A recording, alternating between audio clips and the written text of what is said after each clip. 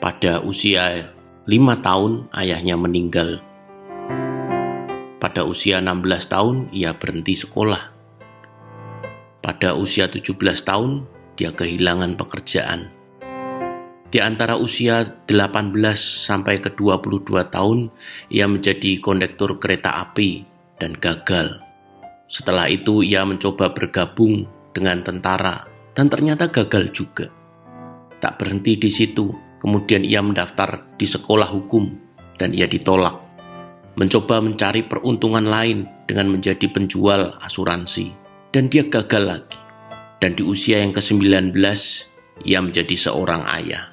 Pada usia ke-20 istrinya meninggalkan dia dan mengambil bayi perempuannya.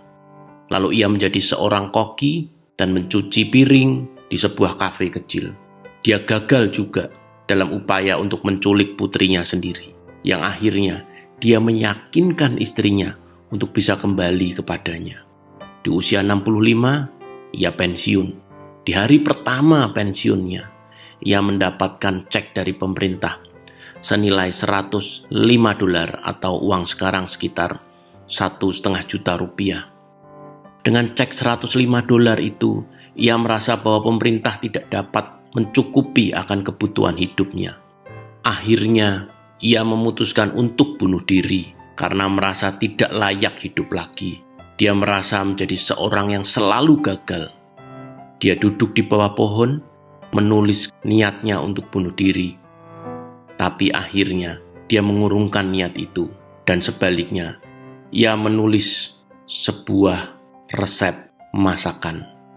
Di sisa usianya, yang sudah senja, ia masih punya kesempatan dan keahlian, yaitu memasak. Singkat cerita, ia meminjam $87 kepada temannya untuk membuat ayam goreng. Lalu ia berjualan dari pintu ke pintu dan awalnya ia ditolak lebih dari 1000 kali dan akhirnya ada satu rumah yang mau membeli masakannya.